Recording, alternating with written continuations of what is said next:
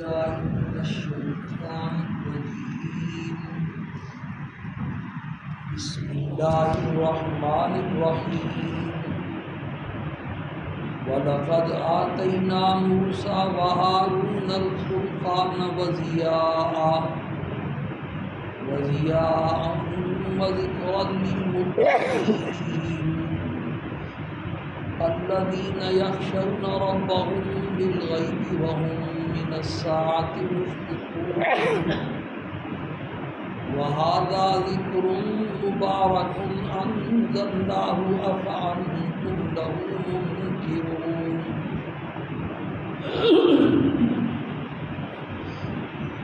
اللہ پاک کی صفات میں سے علم اور قدرت والی دو صفات کا بیان ہو رہا ہے.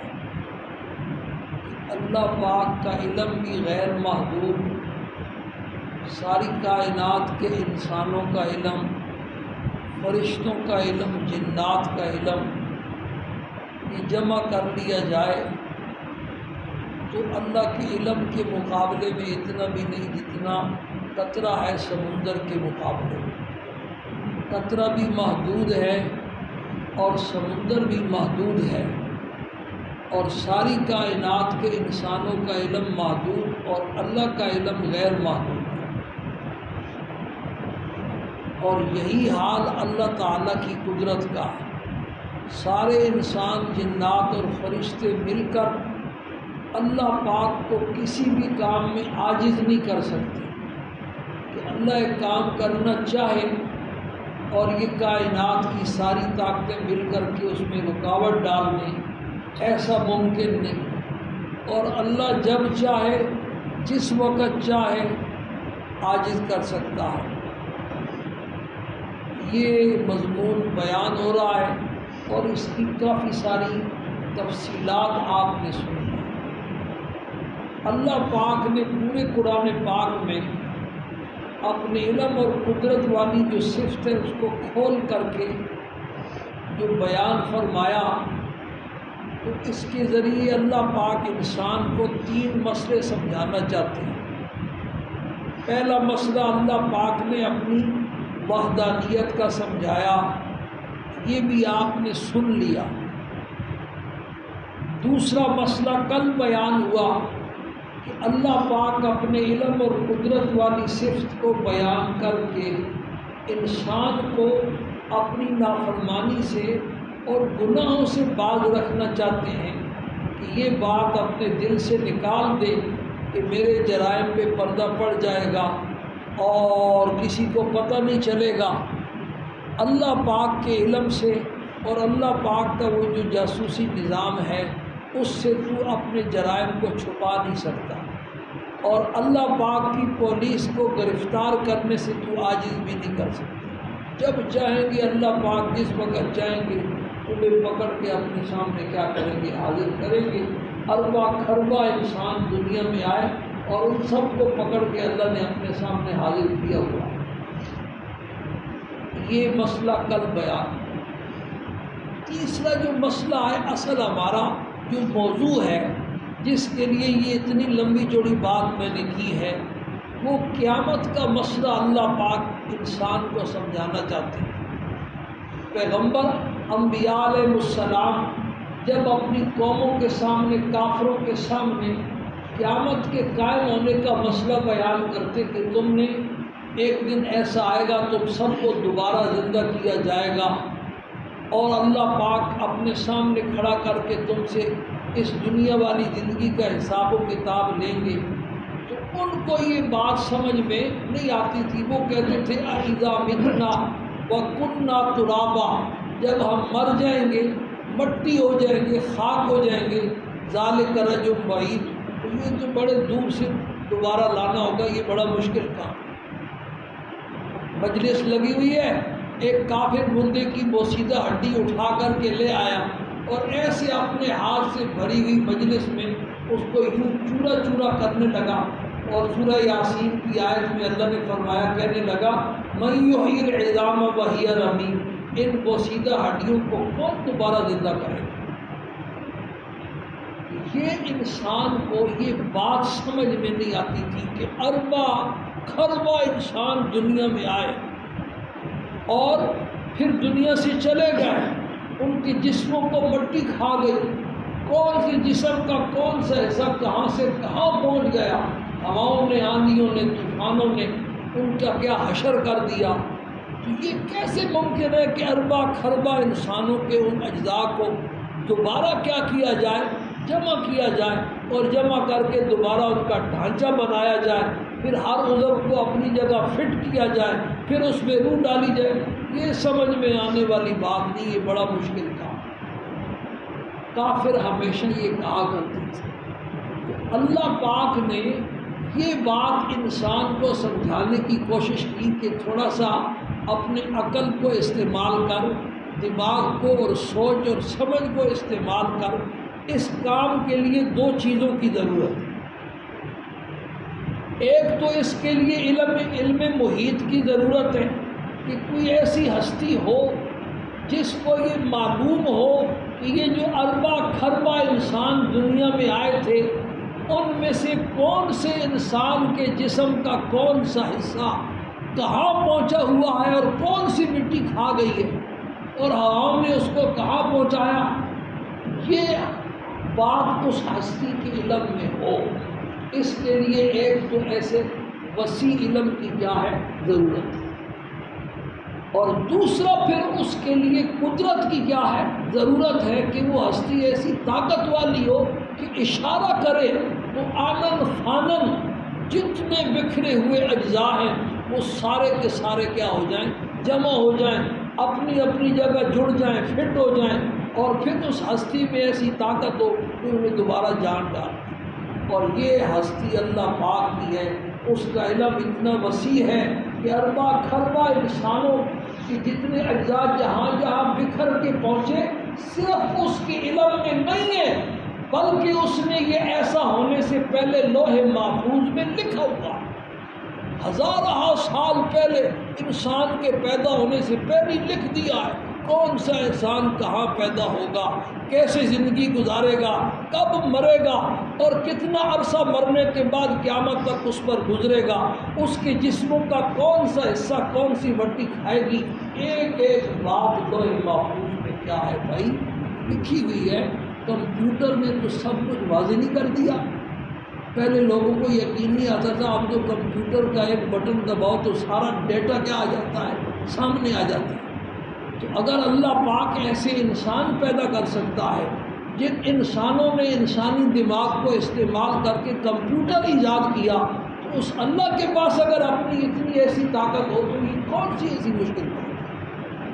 تو اللہ نے جگہ جگہ اپنے علم کو بیان کیا، اپنی قدرت کو کیا کیا، بیان کیا۔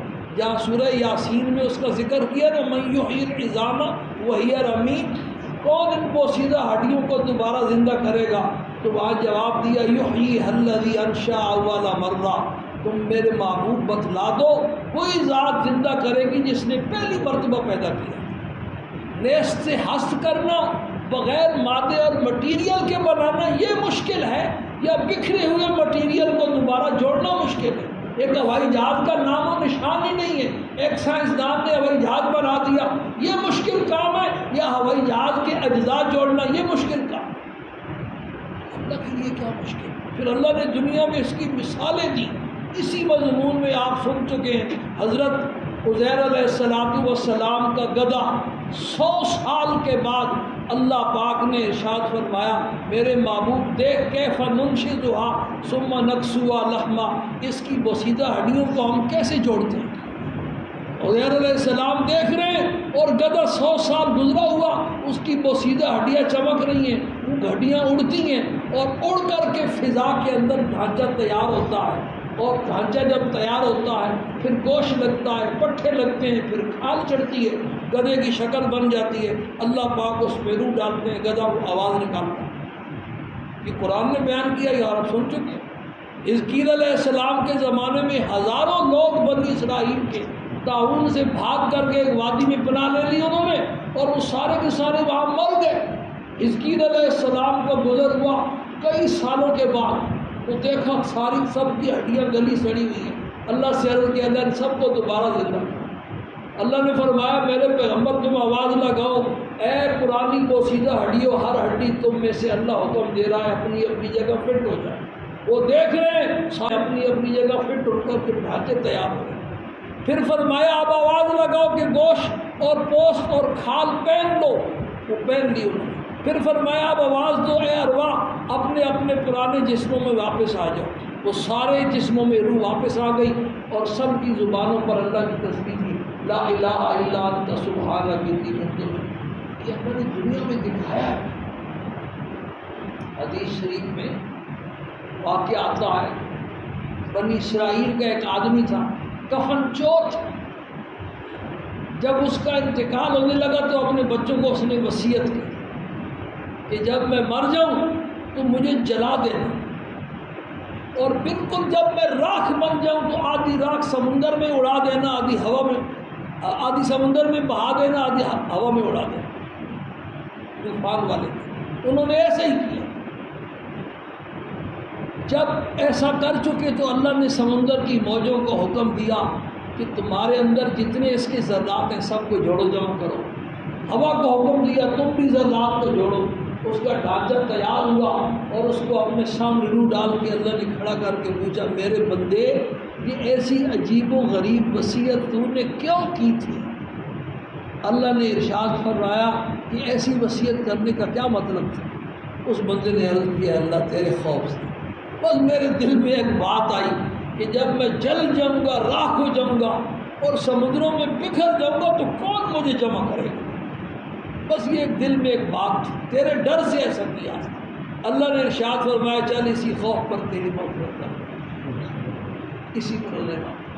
تو بھائی اللہ پاک نے علم اور اپنی قدرت کو بیان کر کے انسانوں کو یہ سمجھایا کہ اللہ کے لیے کوئی کام مشکل نہیں ہے۔ اللہ کی قدرت کو انسانوں کی قدرت پر کیا مت کر۔ سورہ قیامہ میں فرمایا ایحسب الانسان ان لن نجمع عظامہ، کیا انسان یہ سمجھتا ہے کہ ہم اس کی ہڈیوں کو، بکھری ہوئی ہڈیوں کو دوبارہ نہیں جوڑ سکتے؟ فرمایا بلا کیوں نہیں، قادرین علی ان نسوی بنانا، اربع خربہ انسان دنیا میں آئے ہم ایسے ان کو جمع کریں گے کہ ان کے جو پرانے پورے تھے دنیا والے، آخرت میں وہ پورے اسی طریقے سے الگ الگ۔ آج کل وہ فنگر کا نظام چلا ہوا ہے، ہر ایک کا پورا دوسرے سے ملتا نہیں، دوسرے کا تیسرے سے ملتا نہیں ہے۔